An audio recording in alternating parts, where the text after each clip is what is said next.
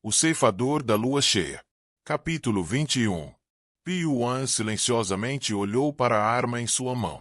Era uma espada deformada com dentes serrilhados nas costas da lâmina, como uma adaga. Não era uma forma comumente vista em Jianhu. Era uma arma cruel que foi criada apenas para cortar a respiração de uma pessoa da maneira mais eficiente possível. A imaginação dos humanos é tão incrível que eles podem casualmente criar essas armas para matar seus semelhantes. A mesma adaga foi dada não apenas a Pi-Yuan, mas também às outras crianças. Era diferente de qualquer arma barata que eles já haviam usado. O peso, a força e a nitidez eram todos incomparavelmente superiores. Apesar de ser a primeira vez que usavam esse tipo de adaga, as crianças souberam manuseá-la como se já o utilizassem há muito tempo. Isso não era estranho, já que as crianças haviam lidado com várias armas na caverna subterrânea. Pi-Yuan colocou a adaga em seu peito.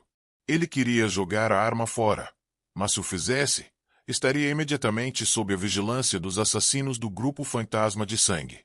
O fato de Pi-Yuan preferir usar as próprias mãos era um segredo.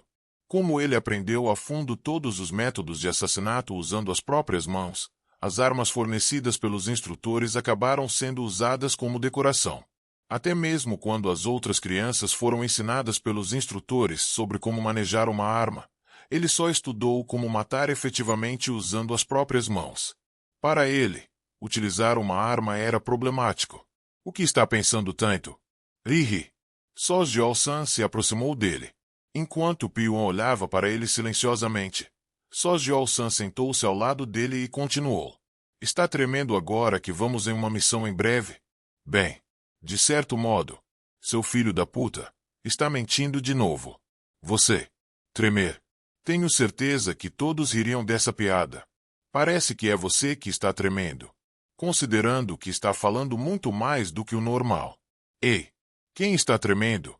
Eu desisti do medo há muito tempo.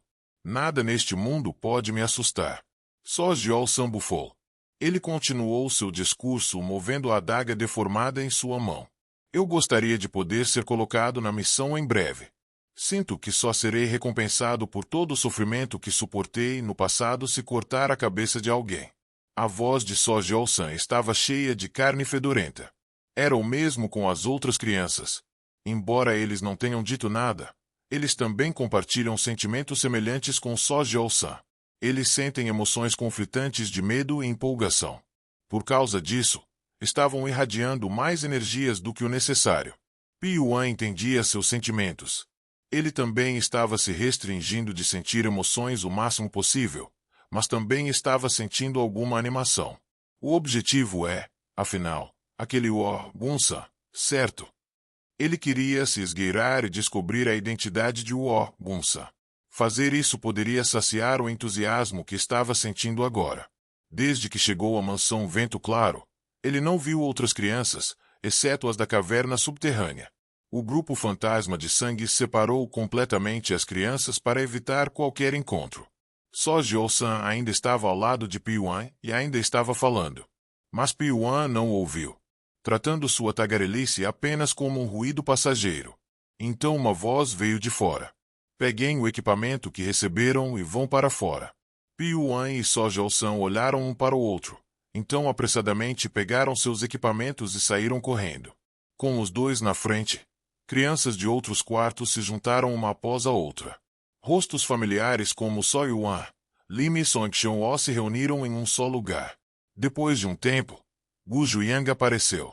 Em sua mão estava um instrumento musical. Uma leve tensão brilhou nos rostos das crianças. Eles perceberam instintivamente que a flauta nas mãos de Gu Zhuang era o instrumento que controla o veneno amaldiçoado escondido em seu corpo. As lembranças daquela época ainda estavam vivas em suas mentes, o que lhes trouxe grande medo. Gu Zhuang olhou para os rostos das crianças um por um e disse: de agora em diante, vocês se mudarão secretamente para outro lugar. A partir de agora, movam-se de acordo com as ordens da quarta espada. Atrás de Gu Zhuang estava um homem usando uma máscara. Ele era o espadachim mais forte entre as 7 espadas fantasmas. Após a aposentadoria de Lin Saiyuo, ele serviu como chefe de fato das 7 espadas fantasmas. Gu Zhuang entregou o chamado do inferno ao espadachim. O direito de decidir a vida e a morte das crianças estava agora nas mãos dele. Os olhos do espadachim brilharam ferozmente. Aqueles que desobedecerem minhas ordens morrerão por minhas mãos. Aqueles que atrasarem também morrerão. Aqueles que agirem estupidamente morrerão. Então, se você não quer morrer, é melhor agir com sabedoria. Os rostos das crianças endureceram com sua ameaça. Ele era um assassino em serviço ativo. Ele era incomparável às 3 espadas que se aposentaram recentemente. Naturalmente, o grau de coerção sentido pelas crianças era diferente. Vamos lá. O espadachim se moveu primeiro. As crianças o seguiram e saíram da mansão Vento Claro. Então, cerca de uma dúzia de assassinos se moveram juntos atrás das crianças. Gu Zhuang olhou para as costas das crianças com olhos frios. O espadachim e as crianças moviam-se no escuro. Sazak. Na escuridão profunda, apenas o farfalhar das folhas de grama ressoou. O espadachim não pôde deixar de admirar as crianças que o seguiram sem ficar para trás. Os irmãos mais velhos os criaram bem. Como um assassino que atingiu um alto nível, ele podia adivinhar o nível das crianças apenas pelo som de sua respiração e pelo menor movimento. As crianças tinham alcançado um crescimento incrível em uma idade tão jovem. Sua conjectura foi confirmada pelo fato de que 28 crianças estavam se movendo juntas, mas nenhum único passo era ouvido. Nenhuma das crianças ficava para trás dos assassinos regulares do grupo Fantasma de Sangue. Em vez disso, algumas pareciam ser até superiores. De repente, ele sentiu que era um desperdício, mas deliberadamente tentou não pensar mais do que isso. Afinal, as crianças devem ser usadas apenas uma vez e jogadas fora depois. Eles eram diferentes dos assassinos existentes que pertenciam ao grupo Fantasma de Sangue. Não havia necessidade de afeto, nenhuma razão para sentir pena deles. Quando chegaram ao seu destino, já era madrugada. Eles correram a noite toda. O lugar a que chegaram era uma pequena encosta. De lá, uma grande montanha era claramente visível à distância. A enorme montanha com vários picos conectados como um castelo azul. Nem as nuvens conseguiam cruzar a montanha, e elas giravam em torno dela. As crianças ficaram maravilhadas com sua imensa e majestosa paisagem. Piyuan não era diferente das crianças. Até mesmo quando ele vagou pelo mundo antes de se tornar um assassino, nunca havia visto uma montanha tão grande. Nosso objetivo está naquelas montanhas. Piyuan teve a intuição de que a enorme montanha à sua frente era seu destino final. A existência de Wu Gunsan provavelmente está em algum lugar naquela montanha. O espadachim ordenou às crianças: todos, escondam-se aqui. Assim que sua ordem foi dada, as crianças cavaram no chão como toupeiras e se esconderam. A voz da 4ª espada foi ouvida pelos ouvidos das crianças que estavam escondidas no esconderijo disfarçadas como folhas. Seu alvo está naquela montanha. Se escalarem a montanha de acordo com minhas instruções, encontrarão uma mansão que se parece exatamente com a que todos viviam antes. Entre os prédios, o homem dentro do Palácio da Lua Brilhante é seu alvo. A voz terminou. Foi então que as crianças perceberam a verdade do porquê de terem sido treinadas na cavidade subterrânea. Palácio da Lua Brilhante é uma pequena casa nos arredores de uma mansão. A estrada que levava ao Palácio da Lua Brilhante já estava bem memorizada. As crianças não tinham medo de se infiltrar no Palácio da Lua Brilhante. Eles estavam apenas curiosos. Estavam se perguntando quem poderia ser a pessoa dentro do Palácio da Lua Brilhante para eles passarem os 7 anos inteiros na caverna subterrânea para serem criados como assassinos.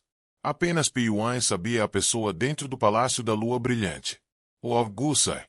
A mulher era linda.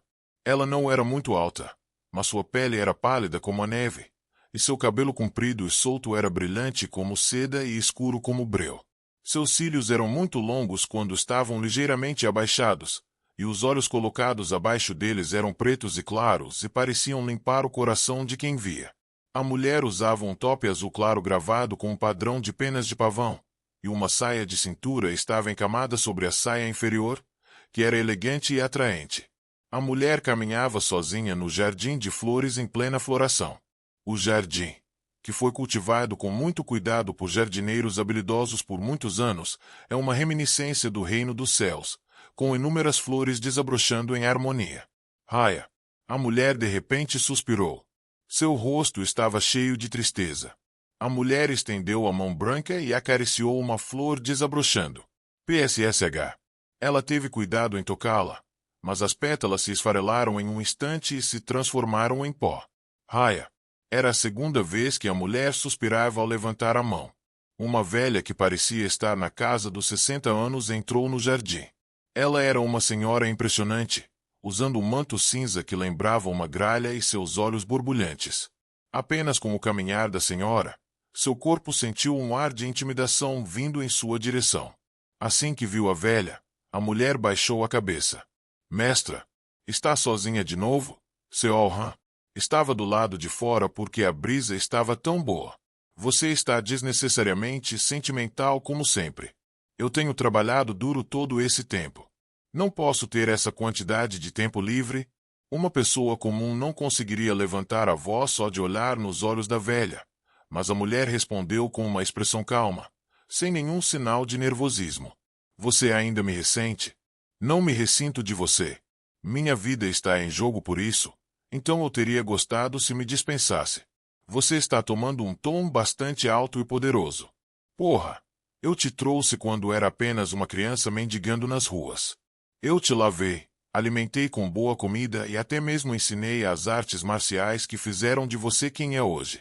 E depois de tudo isso, quer ser dispensada. Os olhos da velha com mais de 60 anos brilhavam mais ferozes do que os de um tigre. A mulher franziu a testa levemente. Os olhos da velha não a ameaçavam em nada. Mas a velha era sua mestra. Se não fosse por ela, a mulher poderia ter morrido de fome, ou poderia estar vivendo uma vida miserável como o brinquedo de um homem rico. Não importa qual fossem as intenções da velha, o fato dela ter recebido as coisas de graça não mudou. Essa foi a única razão pela qual a mulher seguia a velha. Bem, é apenas um pensamento.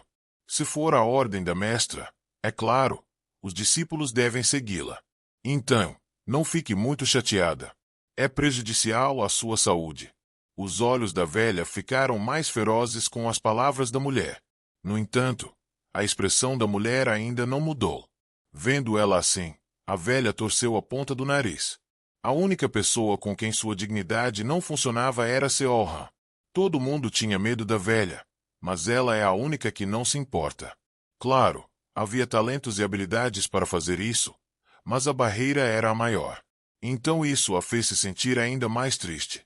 O fato de que Seolhan não pode ser nomeada como herdeira legítima e que ela não tem escolha, senão ser usada como ferramenta política. Seolhan perguntou à velha. É hoje? Sim. Se eles não derem uma resposta definitiva até hoje, teremos que executar o plano que preparamos. Mas isso colocaria muita pressão sobre nós. Teríamos nos preparado para os próximos 7 anos sem tanta pressão? Você apenas tem que seguir as instruções desta mestra. Claro, estou sempre pronto para seguir a mestra. Apesar do tom um tanto sarcástico, a velha não se irritou. Hoje era um dia muito importante para ela. Por causa disso, não dormiu direito desde a noite passada, e seus olhos estavam avermelhados. Foi a primeira vez desde que ela se tornou dona de um clã que sentiu um fardo tão grande. Que lamentável! Seolhan olhou para a velha e deu-lhe um olhar triste. Foi então, mestra, com um barulho alto, uma mulher que parecia estar em seus 40 e poucos anos correu para o jardim. Flores foram pisoteadas e espalhadas por seus passos grosseiros, mas ela não se importou. A mulher chegou na frente da velha e de Seolhan em um instante e se curvou para cumprimentá-la e disse: Mestra, recebi uma mensagem deles. Sério? O que disseram? Eles vieram com a oferta que queríamos. Está feito. Tur. De repente, a velha bateu no chão com a bengala. O impacto amassou o chão e várias pétalas voaram para o céu. O rosto da velha tinha uma luz jovem de empolgação, mas a sombra oposta foi lançada no rosto da mulher. No final, é isso. Isso determinou o destino de Seolhan.